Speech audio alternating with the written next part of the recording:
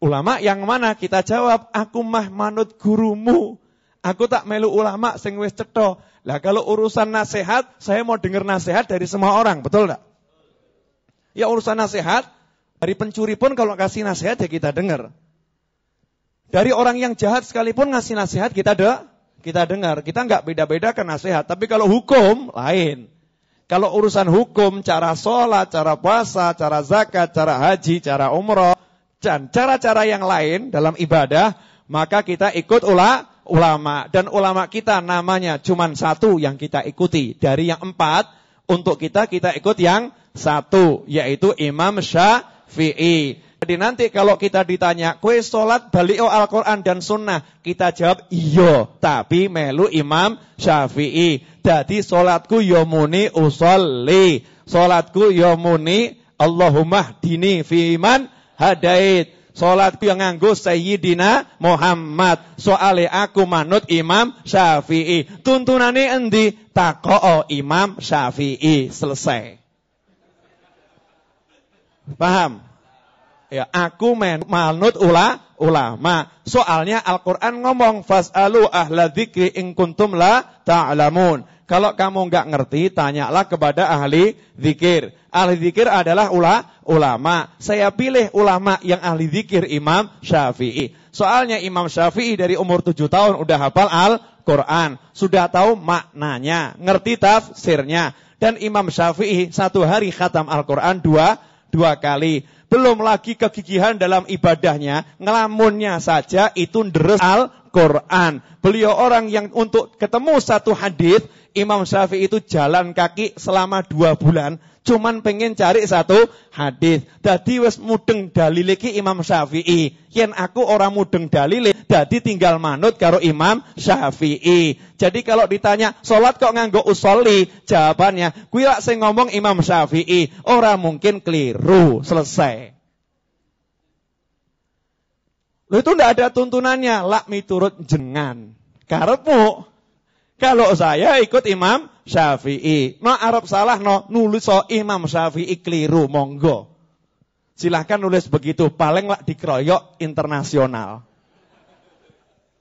Paham? Ya, yang ngomong begitu nanti dikeroyok dunia internasional. Coba berani ngomong Imam Syafi'i sesat, monggo, paling lah dikeroyok dunia internasional. Jadi jangan bingung karena kita ikut ulama. Lah seringkali kita dipaksa melu ulama ya melu ulama, tapi jangan taklid buta, betul kan? Ojo mung melu kan begitu ya? Oh ya betul, kita ndak mung melu. Kita itu melu ki wis milih dulu. Karena yang kita pilih itu udah bener, ya tinggal melu. Loh kok bisa begitu? Iya. Taklid buta itu kalau belum cetha siapa yang kita ikuti enggak boleh. Contoh, Ibu mau melahirkan ya Bu ya? Nah kalau dokternya udah jelas, berpengalaman, dan lain sebagainya, jenengan mau melahirkan, itu kira-kira banyak nanya atau tinggal pasrah saja? Pasrah toh? Taklid buta enggak?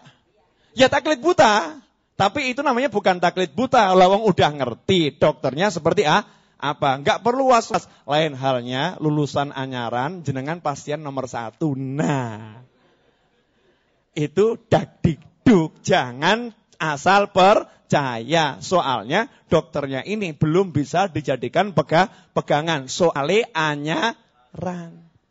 Paham? Soalnya anyaran. Nah kita terhadap yang anyaran-anyaran ini, inilah yang disebutkan iyyakum wa muhdatsatil umur. Hati-hati kalian terhadap perkara-perkara yang baru. Ya ini perkara yang baru ini aliran-aliran anyaran ini. Iya, aliran-aliran anyaran ini perkara yang baru. Lah kita ikut perkara-perkara yang lama. Ajaran ulama tempo dulu, ajaran Imam Syafi'i dan imam-imam yang lain, Hambali, Abu Hanifah, ya kan? Kemudian Maliki, itu usia ajarannya sudah lebih dari 1.300 tahun. Lebih dari 1.300 tahun. Dia kira-kira mau ikut yang mana? Yang baru-baru atau yang udah ribuan tahun? Ikut yang ribuan tahun. Jadi tinggal apa? Tinggal cari dalilnya atau ikut ulama? Ikut ulama. Jadi kalau ditanya, kamu tuntunan sholatnya ikut siapa? Imam Syafi'i. Tinggal beli tuntunan sholat lengkap, terbitan Toha Putra, selesai. Ya kan? Dari dulu ya seperti itu. Gak usah cari buku yang aneh-aneh. sifat sholat Nabi begini, nanti sholatnya orang nganggo bismillah. Nanti sholatnya nggak pakai doa kunut. Nanti atahiyatnya nggak pakai sayyidina. Bahkan tangannya muter. Lu terserah, yang mau begitu kan terserah, nggak apa-apa ya. Tapi kita nggak mau ikut yang model begitu. Karena guru kita adalah Imam Syafi'i. Imam Syafi'i ngajari tangan cukup lurus, jangan diobah-obahkan. Imam Syafi'i ngajari berniat iki apik mulai pakai usolli. Imam Syafi'i mengajarkan biar sholat subuh itu indah, tambahkan doaku kunut. Imam Syafi'i mengajarkan karo Kanjeng Nabi itu yang hormat, makanya kalau atahiyat pakai sayyidina. Makanya kita manut Imam Syafi'i. Judulnya ikuti ulama. Enak enggak ini? Coba kalau kita berhasil ngusung kalimat ini, dan pasti berhasil insyaallah. Ya, pasti berhasil. Kenapa? Terbukti kita udah berhasil ngusung kalimat bid'ah hasanah, ya kan? Ini kan lebih gampang, tinggal ngomong ikuti ulama. Ini kalau sering disampaikan di pengajian-pengajian di masyarakat disampaikan terus selama 1 tahun, insyaallah ya, insyaallah tahun 2013 akhir nanti kalau orang dengar kembali pada Al-Qur'an dan Sunnah, wis rasa dibahas, sing ora balik Al-Qur'an Sunnah ki ya sapa? Betul? Loh, emangnya Imam Syafi'i tidak kembali pada Al-Qur'an dan Sunnah? Yang bilang siapa? Emangnya Imam Ahmad bin Hanbal enggak kembali pada Al-Qur'an dan Sunnah? Yang bilang siapa? Wong anyaran. Sing ngomong wong anyaran. Semuanya kembali pada Al-Qur'an dan Sunnah. Loh, emangnya Wali Songo enggak kembali pada Al-Qur'an dan Sunnah? Sing ngomong ya sapa?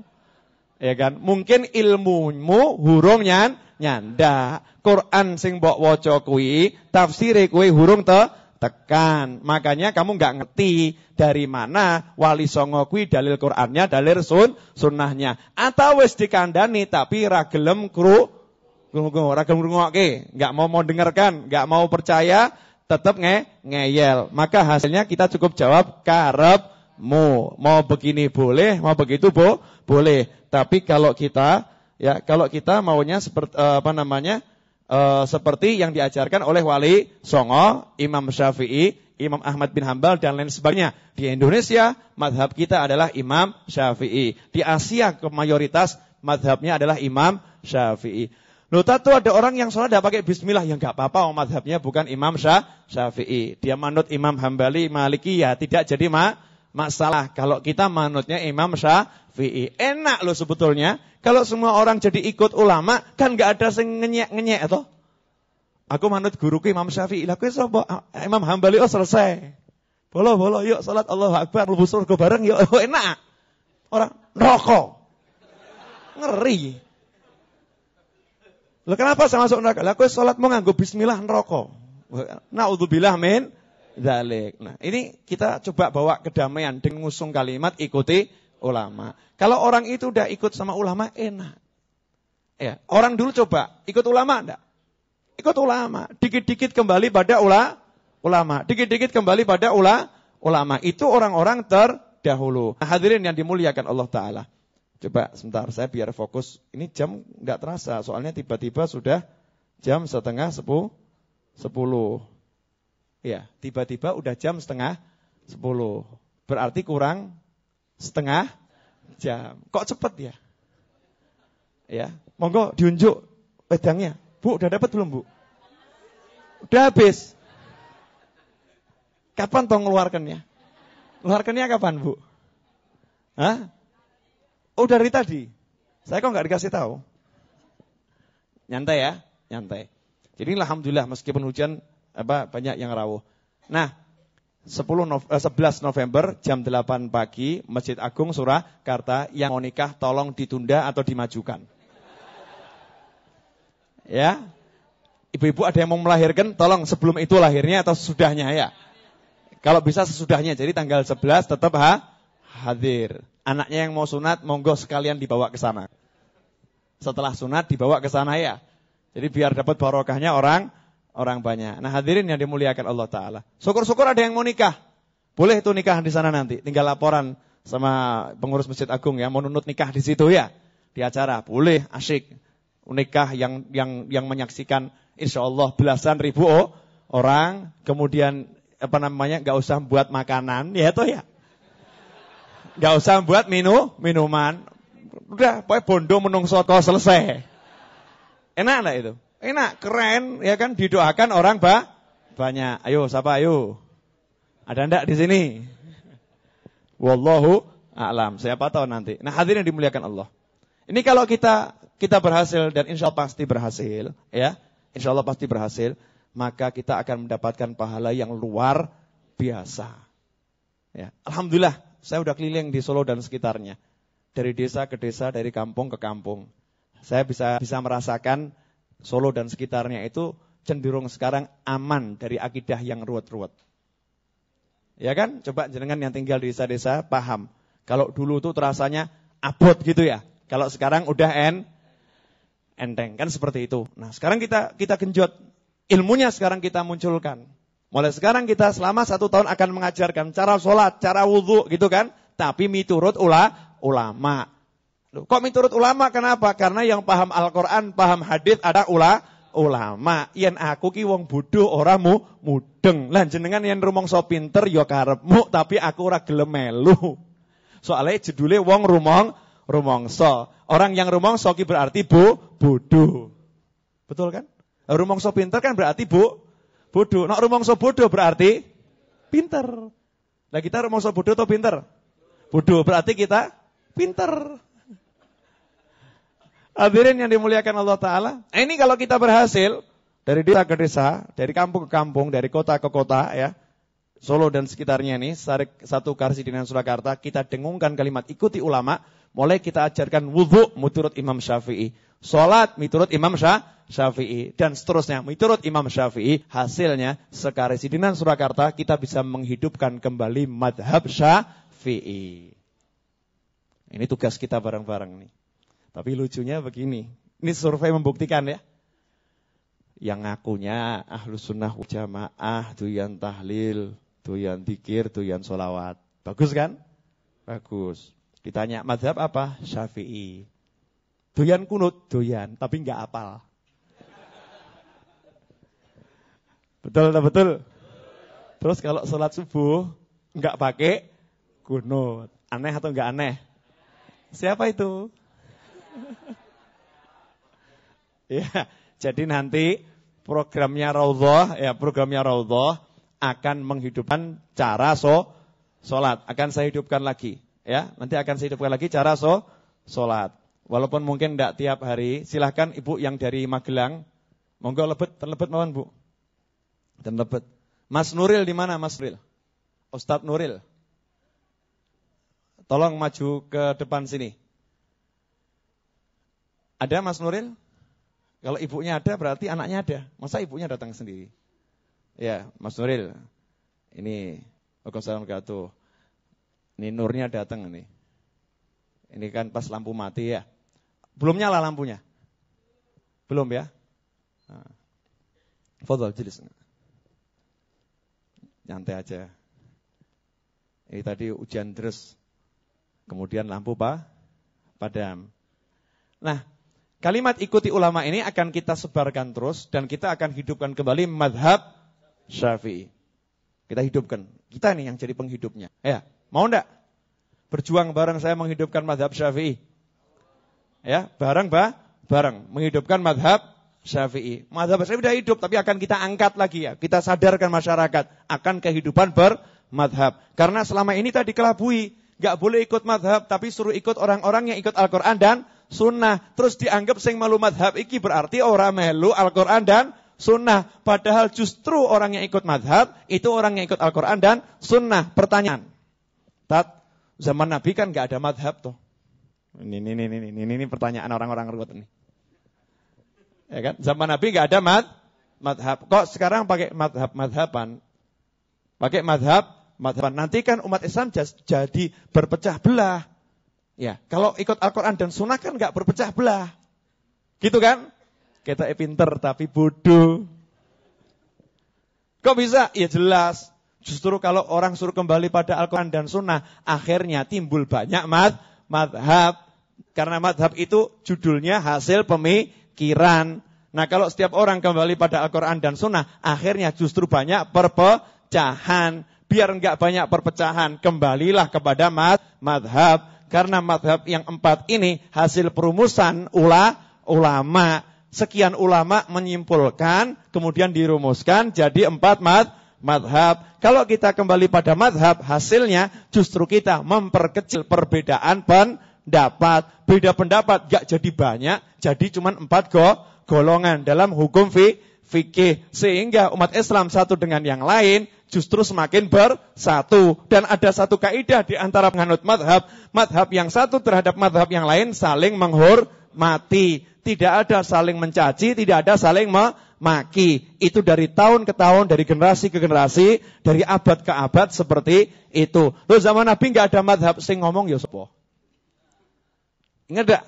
Ada orang datang ngadep Nabi gitu kan? Sholatnya seperti ini, dilaporkan sama sahabat tuh. Dia sholat kok begitu? Ya kan? Ya saya lihat Nabi sholat begini. Yang satu, ya kamu kok sholat begitu? Saya lihat Nabi sholat begini. Ya, dua-duanya ternyata cara sholatnya benar. Karena Nabi pernah dalam satu kondisi sholatnya begitu, pernah dalam satu kondisi sholatnya begini. Jadi ada sahabat juga punya madhab sholat sendiri.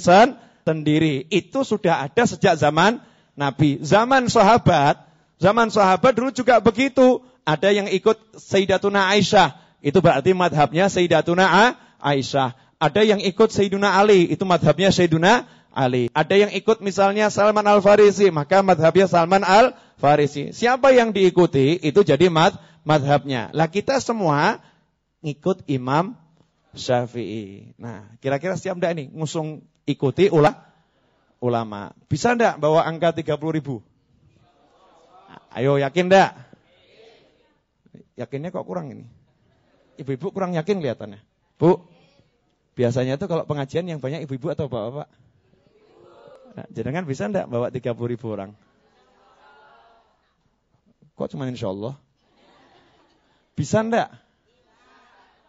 Insya Allahnya iya insya Allah. Tapi bisa atau tidak?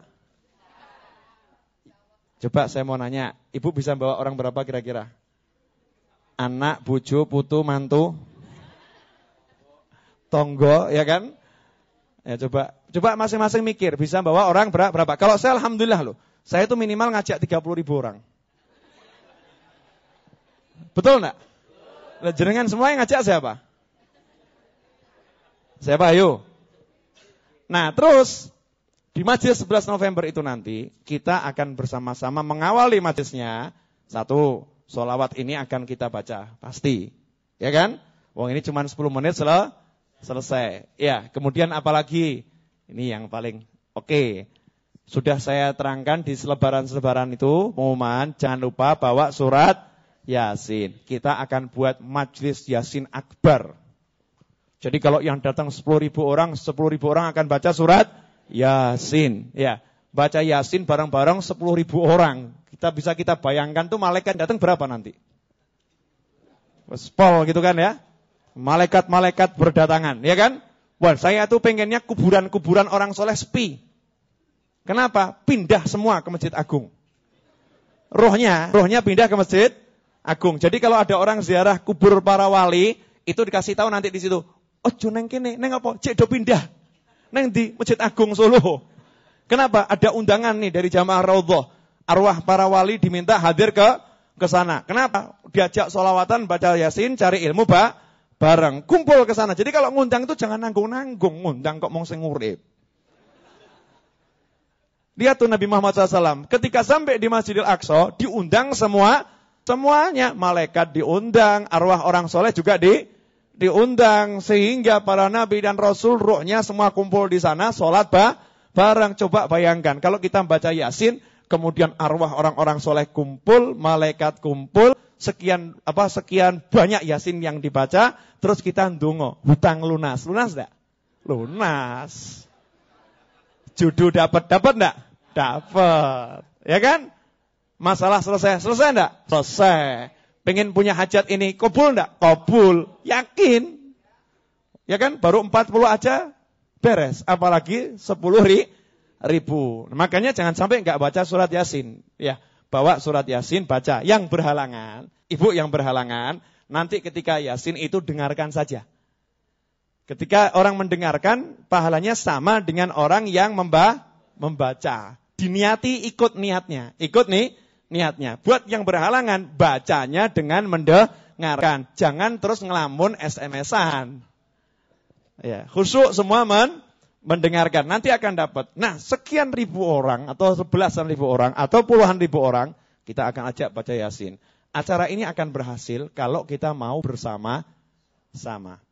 Ya, mau bareng-bareng. Tapi kalau kita sendiri-sendiri tidak akan bisa. Ya, tidak akan bisa. Nah, terus panitianya siapa? Ini anak-anak muda Raudhah ini.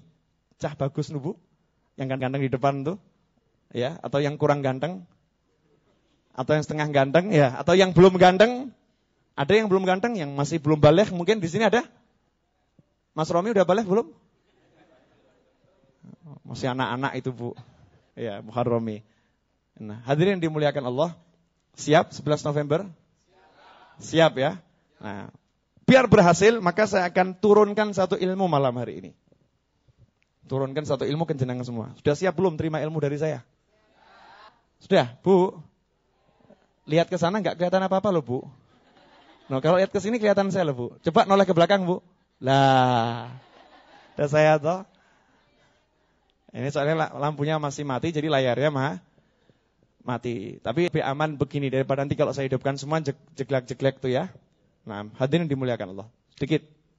Ya, sedikit. Kelihatannya udah mulai nyala belum, Romi? Coba dicek tonggo ya, ngeceknya ke tetangga. Kalau tetangga nyala berarti sudah nyala. Satu ilmu yang pengen saya turunkan, sederhana.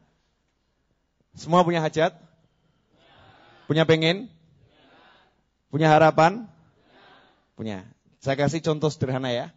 Contoh sederhana. Siapa di sini yang bulan depan pengen beli motor, coba angkat tangan. Motor baru, sudah? Oke, ya. Yang pengen beli motor dulu ya nih ya. Yang pengen beli motor, malam ini juga, ya. Itu tetapkan, motornya mereknya apa?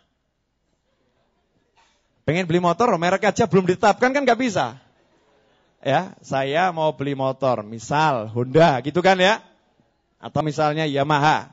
Hondanya apa dulu? Vario Tekno terbaru, misal. Vario Tekno terbaru. Nah, malam ini juga kalau punya komputer, cari di internet gambarnya. Ya kan? Kemudian di print, tempelkan. Entah di kamar, di mana, tempelkan dulu gambarnya. Kemudian tulis, paling akhir bulan depan harus udah punya. Bulan depan harus udah punya. Itu tahap pertama. Tahap kedua, sering-sering dilihat. Sering dilihat. Ini memang kelihatannya guyon, tapi ini ilmu longko loh ini. Ini udah saya buktikan berulang kali, nggak pernah meleset. Ya, nggak pernah meleset. Untung saya tuh nggak macang gambarnya jenengan. Kalau yang saya pajang gambarnya jenengan, ya mesti kecekel. Ya, makanya saya pajang cuman gambar-gambar yang lain. Saya pajang gambarnya orang-orang soleh. Ini kan ada tujuannya. Kenapa saya pasang fotonya Habib Anis? Ini kan, ya kan, saya pengen bisa jadi seperti beliau. Ya, bisa ngikuti apa yang beliau jalankan. Seperti itu, pengennya seperti itu. Nah ini coba, dipajang dulu gambarnya, setelah itu ngomong sama orang. Aku kayak tuku Vario Tekno, padahal duit nggak punya ini. Ya, duit urung ono. Belum tak cukup. Neng di langit. Ya, belum saya ambil. Kira-kira ki pasir gone piro? Datang nih. Besoknya pergi ke toko motor ya. Tanya. Oh, mental takon ora wani. Ya, mental takon rawani. Walaupun enggak punya duit pede gitu loh, enggak punya duit. Siang. Ini harganya berapa? 15. Yang ini 16. Pasir piro? Gaya dulu. Orang tuh diawali semua dari gaya. Betul enggak? Gaya dulu, gaya. Ini berapa? Masuk toko lagi berapa? Subhanallah, dari situ akan timbul semangat.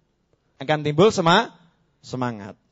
Muncul tuh semangat untuk punya motor itu semakin tinggi. Terus mudeng, randu duit. Ya kan? Tersadarkan, duitnya ora ono. Kan begitu. Pengennya luar biasa, duit tidak ada. Ini baru namanya orang sadar. Sadar nggak punya duit. Tapi belum selesai loh ini. Ini ilmunya belum rampung. Udah sadar nggak punya duit, tapi sadar pula yang punya duit sebetulnya cuman Allah. Nah, dan sadar pula Allah itu maha mengayakan. Sadar pula Allah maha lomo. Allah maha memberi. Nah, kalau udah seperti itu jadinya gampang. Jadinya gampang bagaimana? Yang punya duit Allah. Kan begitu ya. Tinggal tanya sama ulama, caranya duit dari Allah turun bagaimana? Kan begitu, ya toh? Ulama ngajari, ya mangkane sholat duha lakonono, kan begitu. Makanya sholat hajat dikerjakan. Allahu Akbar, habis isya, setelah ba'diyah, sholat hajat 2 rakaat. Allahumma paringono vario. Sholat hajat, dawamkan tiap hari sholat hajat. Ya kan? Beres enggak ini? Beres. Kemudian, kebetulan udah punya buku sholawat jalan selamat. Di situ ada sholawat munjiah. Diajarkan kalau punya hajat baca 1000 kali. Ya udah dicicil 10 hari. 1 hari 100 kali. Kalau kaboten dicicil 20 hari. 1 hari 50 kali. Nawaitunya pengen Allahumma motor vario. Dijamin tuh nggak sampai 1 bulan. Pasti punya. Caranya gimana? Ya bukan urusan kita caranya. Yang ngurus nanti Allah. Nih ada nyelotok nih. Ada nyelotok. Kredit. Oke. Ini termasuk petunjuk dari langit tuh nih.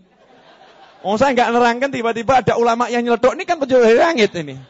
Caranya kredit. Kreditnya bagaimana? Cari kredit yang halal. Maka cari kredit yang syariat. Motor lama dijual, ya kan? Dibuat uang muka, dapat motor baru, tapi kreditnya syariat. Sing bayar nyicil engko sapa? Ya reso nyicil engko aku mencicil. Mikirnya mungkin begitu kan? Jangan mikir begitu. Kenapa? Allah kalau ngasih rezeki satu paket. Kalau udah bisa ngasih DP, dijamin pasti bisa melunasi. Dengan satu syarat, artinya nggak pernah pedot minta sama Allah. Jadi hatinya selalu merasa saya nggak punya apa-apa, yang bisa hanya Engkau ya Allah. Kalau udah begitu, nanti akan digerojok rezeki dari arah yang nggak pernah diduga. Loh, gampang toh? Gampang toh?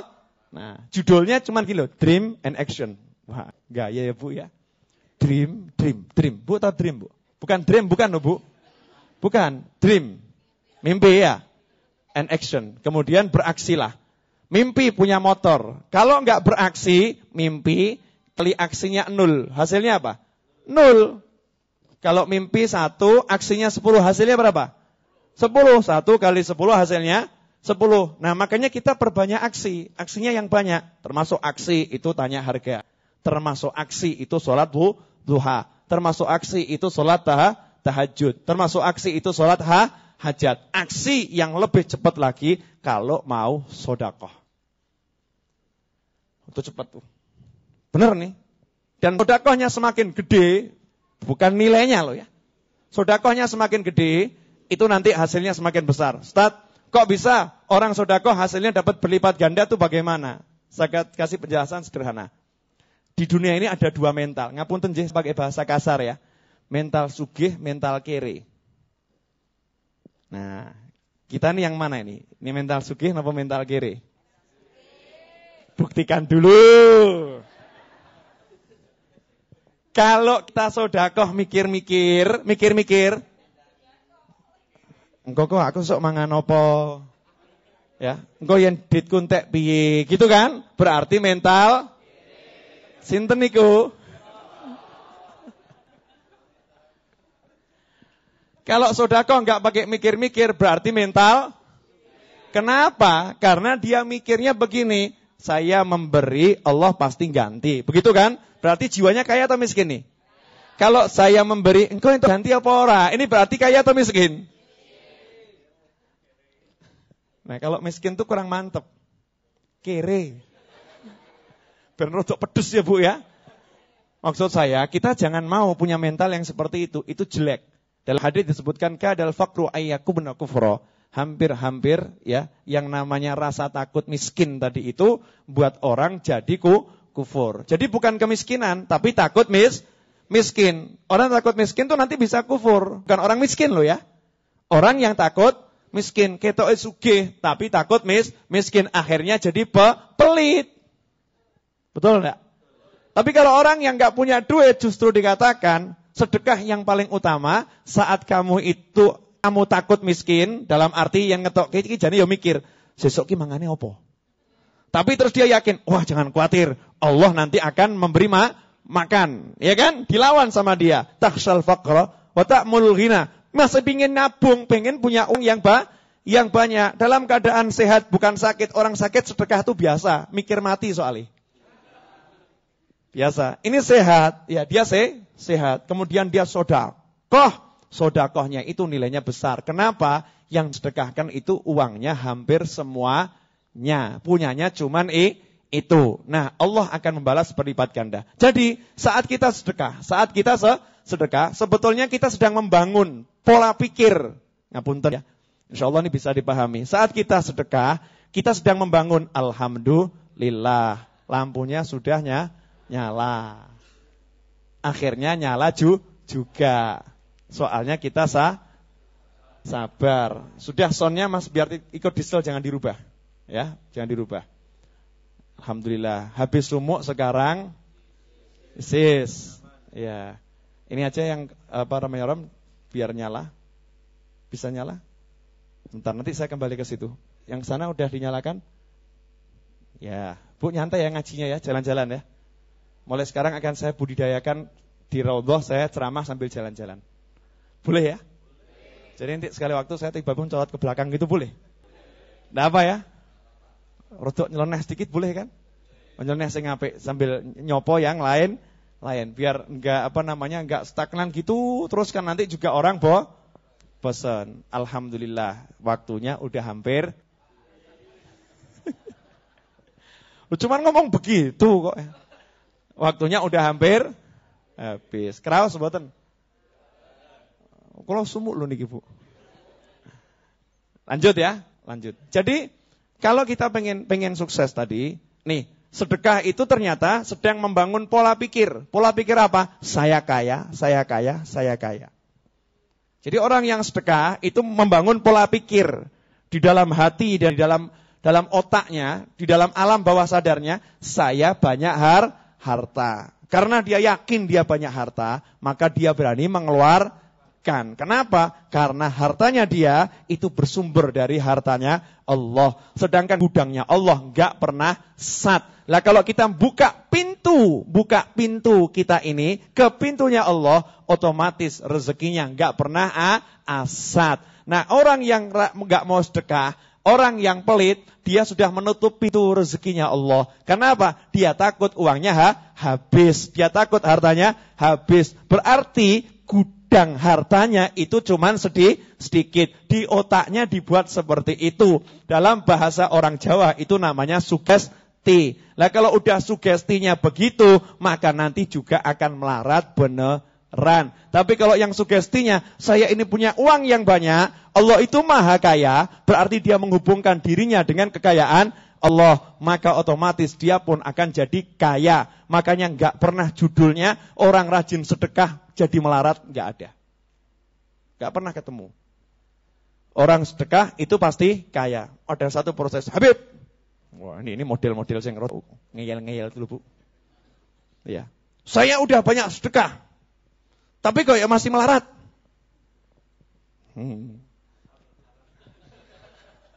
Ya kan?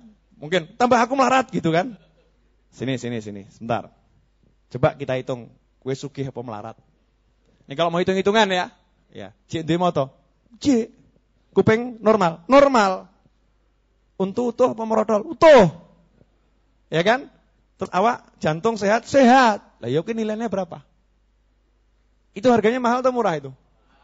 Mahal kan? Yen kowe ra sedekah, wis nang rumah sakit ngatang-ngatang ra iso apa-apa kowe iki. Ya, jadi ini kadang kita dikasih sama Allah, rewards ganti sama Allah. Cuman ganti yang kita pengen selalu kan wujudnya duit. Nah Allah tuh ngasih ganti macam-macam. Lah kita dikasih ganti sehat kok enggak kita syukuri. Lah ini kan kita kebangetan. Ayo. Betul. Betul. Jadi setiap orang sedekah itu pasti gantinya besar. Lah apa ada ganti yang lebih besar daripada kesehatan? Enggak ada kan? Paling besar adalah kesehatan. Jenengan mau sugih tapi di ICU? Mau. Mau kan? Enggak mau. Atau orangnya kaya raya tapi lidahnya sakit, mau? Enggak bisa apa-apa. Ya kan? Atau orangnya naudzubillah min dzalik, insyaallah kita semua sehat. Dia kaya raya tapi kemudian enggak di ICU, di rumah, tapi jalan enggak bisa. Enggak mau kan? Enggak mau. Lah ini kita bisa jalan, bisa lari, bisa loncat, bisa macam-macam. Ini harganya mahal enggak? Mahal. Lah ini kan dari siapa nih? Dari Allah. Lah kok sering kita abaikan? Kurang ajar enggak? Sopo kuwi? Ayo, siapa ini? Kok ngaku? Jujur ya. Lah ini loh, kita begitu. Kita ini sering melupakan karunia dari Allah. Gak ada judulnya orang yang sedekah jatuh miskin, gak ada. Orang sedekah itu pasti kaya raya. Nah, ini sekarang saya simpulkan. Jadi kalau pengen punya hajat, sekarang saya praktekkan pada tanggal 11 November. Ya. 11 November Masjid Agung harus full. Ya kan? Dream, mimpi dulu, mimpi. Caranya bagaimana? Saya kemarin suruh anak kampus untuk gambar Masjid Agung dan lain sebagainya, udah kita setting bagus. Nanti kalau misalnya yang pengen ikut rapat bareng setelah majelis ini ya, saya butuh relawan di atas 150 orang. Nanti yang pengen jadi relawan jangan pulang. Duduk ikut rapat bareng sama saya karena setelah majelis ini ada rapat. Yang pengen jadi relawan. Yang enggak pengen jadi relawan ya, tapi mau bawa orang yang banyak, silahkan nanti pulang duluan. Kalau enggak ada yang pulang juga akhirnya enggak rapat. Ya Bu. Nah, nih 11 November Masjid Agung harus penuh. Angka minimal yang kita kejar 15.000. Angka minimal. Kenapa saya katakan angka minimal? Karena saya sediakan 15.000 aqua. 15.000 aqua. Terus snacknya berapa? Snacknya saya siapkan 10.000 roti. Ya. Nanti kalau yang datang cuma 100 orang bagaimana? Jangan khawatir. Wah, didum-dum ya turah-turah. Oh mental takut. Nanti kalau yang datang sedikit bagaimana? Ya didum toh ya. Gitu aja kok. Repot. Jenengan mau enggak didumi roti? Mau. Itu kan hal yang mudah. Kalau ngedum itu yang gampang. 10.000 roti. Syukur-syukur nanti kalau sampai 15.000 roti. Alhamdulillah kita punya masjid punya satu sifatnya berusaha untuk tidak minta sumbangan, kota amal dan lain sebagainya. Tapi kita jalan adanya, kerja dan terima siapapun nanti yang dibukakan hatinya oleh Allah. Ini saya dapat sumbangan dari 3 orang atau 4 orang, uang 4 juta itu jadi 4.000 roti. Ya kan, satu roti harganya 1.000 rupiah. Nah, masih kurang berapa roti lagi? 6.000 roti. Insya Allah besok udah selesai. Syukur-syukur besok udah rampung 15.000 roti. Nah, kalau udah targetnya 15.000 minimal, 15.000. Ya bayangkan orang 15.000 orang nih. Ya, makanya tuh lihat coba, saya minta flyernya satu. Coba jenengan lihat bagaimana saya buat selebaran ya. Bagaimana cara saya buat selebaran. Coba diperhatikan. Ya, itu Masjid Agung belum ada orang, di selebarannya udah saya buat penuh. Betul enggak? Coba lihat tuh. Selebaran yang untuk ditempelkan tuh saya buat berwarna bagus ya, full color. Nanti yang pengen nempelkan di masjid-masjidnya silahkan diambil. Cuman syaratnya satu loh ya, ditempelkan. Jangan didumkan ke orang. Ya, ditempelkan ke masjid, langgar, musola, manapun terserah ya. Biar bisa dibaca sama orang banyak. Sehingga kalau ada orang yang datang, berkat lihat itu, jenengan dapat pahalanya. Tapi jangan meri. Nanti kalau semua datang kemudian baca Yasin bareng, ganjarannya tak pek kabeh. Betul enggak? Yang ngejak siapa? Siapa yang ngejak siapa? Ayo, siapa? Ayo. Yang ngejak siapa? Berarti ganjarannya ngepek siapa? Gitu kan? Nah, tapi saya dapat ganjaran berkat jenengan mau datang. Berarti yang dapat ganjaran siapa lagi? Yang jenengan. Berarti prinsipnya nanti kita di akhirat duman. Ya, yang kurang diberi sama yang lebih banyak ngasih kepada yang kurang. Nah nih, ini selebarannya saya buat seperti ini. Kira-kira cakep enggak ini? Cakep. Nah ini perhatikan tuh, ini gambar Masjid Agung. Ya, pelataran Masjid Agung. Ini pelataran Masjid Agungnya udah saya buat penuh belum nih? Udah penuh kan? Penuh kan? Nah ini caranya begini nih. Jadi kalau caranya buat majelis biar penuh, gambar dulu orangnya penuh. Paham?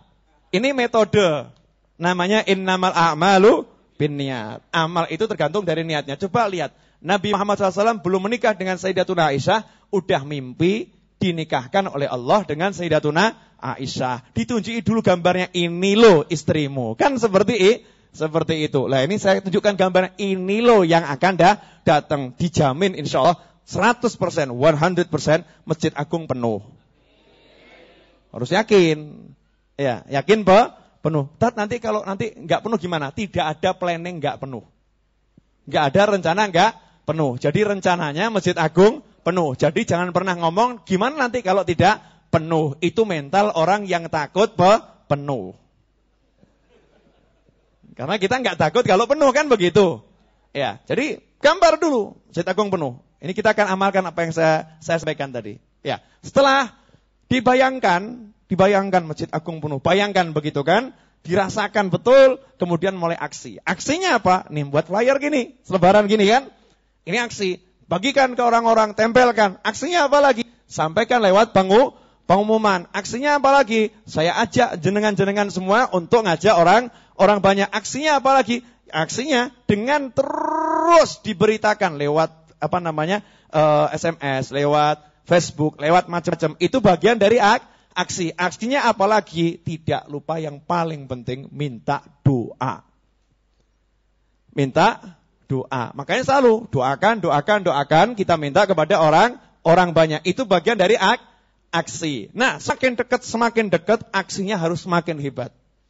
Ya, nanti Jumat depan akan semakin kroso itu gerengnya itu. Ya, gerengnya majelis itu akan semakin terasa. Kalau aksinya semakin hebat, nanti jam 8 pagi udah penuh nih Masjid Agung nih. Ya, tanggal 11 udah penuh. Masjid Agung sudah penuh. Penuh untuk apa? Menariknya di situ. Ikut ulama. Penuh untuk apa? Cari ilmu. Penuh untuk apa? Zikir bersama. Inilah pemandangan yang sekarang mulai rodok langka. Loh, kalau majelis 2.000 orang, 3.000 orang cari ilmu alhamdulillah banyak. Tapi kalau 15.000 orang cari ilmu loh ya. Cari ilmu, ngaji. Benar-benar ngaji, cari ilmu. Sekarang ini sudah mulai langka. Kalau cuma zikir banyak. Tapi kombinasi zikir cari ilmu sebanyak itu sekarang mulai langka. Yang banyak majelis rock and roll puluhan ribu. Betul enggak? Benar enggak itu? Benar. PD itu kan yang mau nyanyi di alun-alun meskipun ada orang datang enggak datang, yakin puluhan ribu. Nyanyi, hasilnya juga puluhan ribu. Lah masa kita mau nyebarkan ilmu kok enggak yakin? Kira-kira rugi enggak kita ini? Rugi. Makanya siap enggak ini jadi panitia? Ini yang rajin ke sini kan semuanya panitia. Ya, semuanya panitia. Kita enggak perlu pakai tanda panitia tapi semua panitia. Nah, terus cita-cita saya apa? Ya, cita. Kenapa? Ahmad Anis turun. Takut kesetrum nanti itu. Romi tolong Romi. Ibu-ibu heboh. Ya. Jadi cita-cita saya dan semuanya, saya pengen nantinya kita ini ar-raudhah bersama kawan-kawan bisa membuat di Solo satu majelis ilmu yang paling besar se-Surakarta. Se-Surakarta artinya bukan se-Solo ya. Solo sama Surakarta beda. Surakarta itu karesidenan Surakarta. Nantinya setiap 2 bulan sekali dari Wonogiri 10 bis, dari Klaten 20 bis, dari Sragen 30 bis, ya kan? Iya, cita-cita. Mau enggak saya ajak mimpi bareng? Mau. Bisa enggak kira-kira? Bisa. Yakin bisa. Nah, kalau itu terjadi, kita boleh nari nanti. Maksudnya nari apa? Kita boleh benar-benar senang. Kenapa? Karena Surakarta dan sekitarnya Ahlus Sunnah wal Jamaah miturut ajaran Wali Songo dan akidahnya itu benar-benar Ahlus Sunnah yang benar dan di situ madhabnya benar-benar Syafi'i. Indah enggak kalau begitu? Indah. Kita punya waktu cuman 1 tahun. 1 tahun. Sebentar atau lama? Sebentar, karena 2 bulan sekali berarti cuman 6 kali pertemuan. Cuma 6 kali pertemuan dan progresnya pasti kelihatan. Kelihatan tuh, progresnya akan kelihatan. Ya, untuk membuktikan, coba kita ambil ginilah. Skala kecil dulu ya. Nah, yang datang ke sini coba Jumat depan ajak temannya ke sini dulu. Skala kecil ya. Jumat depan ajak datang ke Raudhah di sini dulu. Khusus Jumat depan yang biasa tidak kita ajak, coba kita ajak. Nanti kita akan semangati untuk datang hari Ahadnya. Nah, kita akan lihat di situ bisa tahu quick count. Ya, quick count, hitung cepat. Jumat depan yang datang seberapa, kita bisa tahu nanti hari Ahad yang datang seberapa. Itu bisa kelihatan gambarannya. Kemudian Ar-Raudhah punya kegiatan keliling, ya, kegiatan keliling. Akan kita mulai bulan November seperti janji ya. Insyaallah bulan ini jatuhnya pada tanggal 6 November kalau saya nggak salah, betul? Ya, 6 November, tempatnya di Andong. Ya, Andong. Andong itu Boyolali bagian utara, ya, bagian utara. Jalannya arah ke Purwodadi kalau dari terminal bis itu ya. Arah Purwodadi terus saja sampai ketemu Pasar Gemolong ya. Perempatan Gemolong belok ke barat, ke kiri. Belok ke barat terus nanti ketemu pasar ya. Pasar Kacangan Andong ya. Di situ nanti ada Indomaret atau Alfamart di sampingnya. Sudah. Pokoknya di perapatan situ kelihatan orang kumpul-kumpul ya tempatnya di situ. Nah, saya harap yang sudah hadir di sini ya kalau bisa semuanya hadir. Kalau bisa, kalau enggak bisa perwakilan hadir. Karena saya pengen nanti Ar-Raudhah keliling. Ya, Ar-Raudhah keliling. Silaturahimnya biar kuat. Nah, kalau ini udah kelilingnya jalan. Yang Jumat juga jalan. Kemudian yang 2 bulan sekali jalan. Maka 2013 nanti bulan November kita akan lihat alun-alun full. Ya, alun-alun full. Kenapa? Karena 1 tahun kita akan kerja keras menyatukan Ahlus Sunnah wal Jamaah. Bareng. Tidak ada bendera apapun. Benderanya cuman pengen madhab Syafi'i, akidah Ahlus Sunnah wal Jamaah. Cuman pengen menyatukan semua itu dalam satu barisan. Ya, dalam satu barisan. Gimana? Semangat enggak ini? Semangat ya insyaallah ya. Hari Ahad 11 November jam 8 pagi Masjid Agung Surakarta. Kemudian jangan lupa besok 6 November jam setelah Isya. Paling lambat jam 8 ya. Paling lambat jam 8 itu sudah mulai selesai sama nanti sekitar jam setengah 10 jam 10 lokasinya di Andong Boyolali. Yang pengen berangkat dari sini saya akan berangkat setelah sholat Isya. Jadi kurang lebih jam 7 jalan. Ya. Kalau jalan nyantai ya kurang lebih 45 menit akan sampai lokasi. Jadi jam 8 tepat bisa majelisnya dimulai. Yang pengen berangkat rombongan bareng di Raudhah, ya sholat Isya jamaah di sini. Ya, sholat Isya jamaah di sini. Cukup jelas? Cukup. Jenengan kraos mboten? Ini udah jam 10 lewat. Kok terus? Tidak boleh berhenti. Gimana nih Mas Nuril nih? Syekh Nuril, saya tidak boleh berhenti nih sama bapak-bapak dan ibu-ibu. Gimana? Ada yang usul nih, usul B program 1000 sholawat dengan yasinan di setiap RT se-Soloraya. Oke, nanti insyaallah ya. Insyaallah. Yang penting sekarang kita satukan dulu orangnya biar suka ngaji dulu ya. Biar suka ngaji. Kenapa saya yakin bisa? Mau tahu alasan saya kenapa yakin bisa? Saya ini kan hidupnya tiap hari di jalan. Maksudnya di jalanan dari satu desa ke desa yang lain. Hampir tidak ada majelis yang saya datangi di bawah 2000 itu hampir enggak ada. Jadi rata-rata pengajian di desa itu 2.500, 3.000, 4.000, 5.000. Saya bayangkan nih, yang di sana 5.000, yang di sana 5.000, yang di sana 3.000, yang di sana 2.000 ya. Yang di sana ada 4.000. Lah ini kalau dikumpulkan bareng-bareng 2 bulan sekali masa enggak bisa? Ya, 2 bulan sekali dikumpulkan masa enggak bisa? Pasti bisa. Ya, cuman yang diperlukan adalah koordinasi, kerja sama, silaturahim. Nah, kalau udah bareng-bareng terus, maka akan bisa kumpul. Karena memang judulnya Karesidenan Surakarta, layaknya tempatnya di Surakarta. Nanti orang akan lihat, ternyata Ahlus Sunnah wal Jamaah, madhab Syafi'i, sing doyan tahlilan gede ya. Lah aku melu sing cilik. Gitu. Ya kan? Gak usah repot, gak usah banyak dalil. Nah, orang-orang yang imannya lemah, yang tadinya mau keluar dari Islam, ya, yang tadinya mungkin karena pengaruh godaan macam-macam, mau pindah ke agama yang lain apapun itu. Begitu lihat, ternyata dulurku orang Islam ki akeh koyo ngene, itu bisa menjadikan imannya semakin kuat gitu loh. Imannya semakin kuat.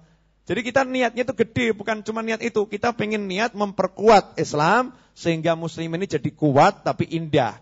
Kuat tapi santun. Kuat tapi membahagiakan orang banyak. Kuat tapi menyelamatkan. Kuat tapi meneduhkan. Itu tugas kita untuk menjadikan Surakarta sekitarnya nih semuanya ijo royo. Sehingga nanti kita bisa nyanyikan itu.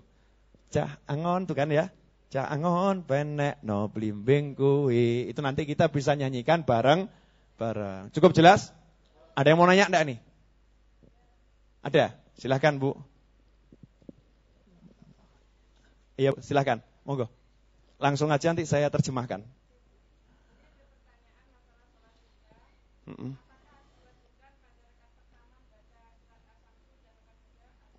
Ya, makasih Bu. Sholat, apapun sholatnya tidak ada bacaan wajib di setiap rakaat kecuali surat Al-Fatihah. Jadi rukunnya itu cuma surat Al-Fatihah. Selain surat Al-Fatihah yang namanya doa iftitah itu juga sunnah. Ya kan? Yang namanya takbiratul intikal Allahu Akbar. Intikal ya, pindah gerakan itu juga sunnah. Yang wajib cuma takbiratul ihram, itu rukunnya. Kemudian kalau bacaan-bacaan suratnya ya, itu anjuran-anjuran saja. Tidak harus baca apapun juga boleh. Bahkan enggak baca apa-apa juga boleh. Sing penting salat. Yang rodok pelit, Allahu Akbar, Al-Fatihah, Allahu Akbar, ruku. Sah kan? Udah duha kok. Rakaat pertama, Al-Fatihah. Rakaat kedua, Al-Fatihah. Terus, salam, selesai. Ketimbang yang enggak duha, kan mendingan. Duha model pelit. Ya nanti ya rezekinya juga ikut pelit juga. Ya, semakin banyak yang dibaca,